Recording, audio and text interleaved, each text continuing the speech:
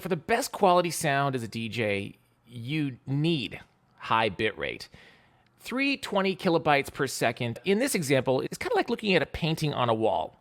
The bit rates are similar to the amount of paint used to detail the picture. The more paint, the more brushstrokes, the clearer the image. And in this case, music, the more bits, the higher the quality. You can see on the screen right here a comparison of a 320 versus a 128 at the bottom.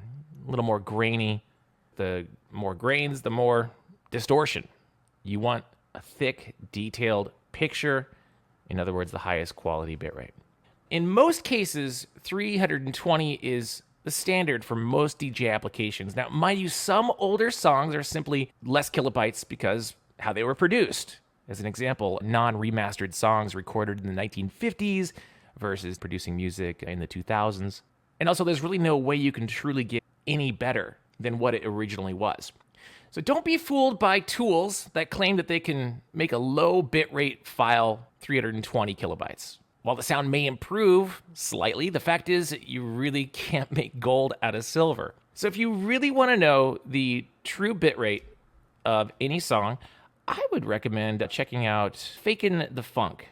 This software allows you to batch analyze your collection to detect the true audio of songs. Even though it may say 320, but doesn't sound like it, running through Fakin' the Funk, you'll have the answer for you right there.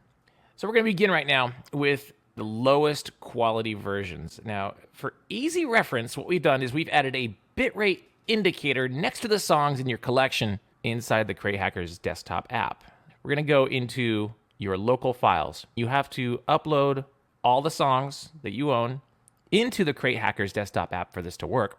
And once that's done, you're going to find the bitrate displayed on this. Everything in this example is 320. Got a couple sitting here that are about 232. What's the cutoff? I'll let you know in a second here.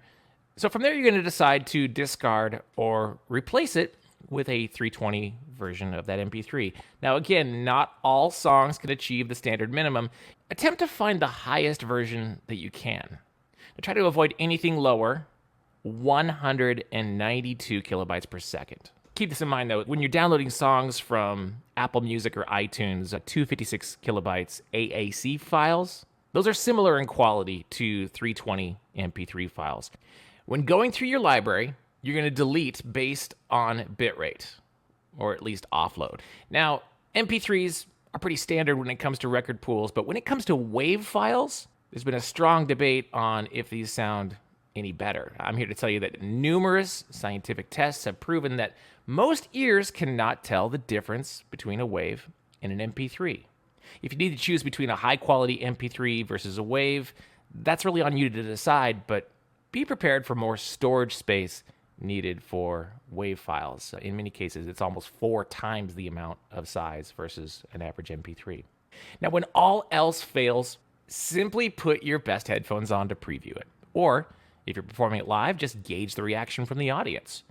If the song sounds gritty, low in volume, you can see it right here. It's simply distorted, and just by the visual, you can tell it's going to sound terrible. So you're better off just finding a replacement file. Quick and easy, to the point, you just need the highest quality versions of songs for your collection, and this is one way to get started.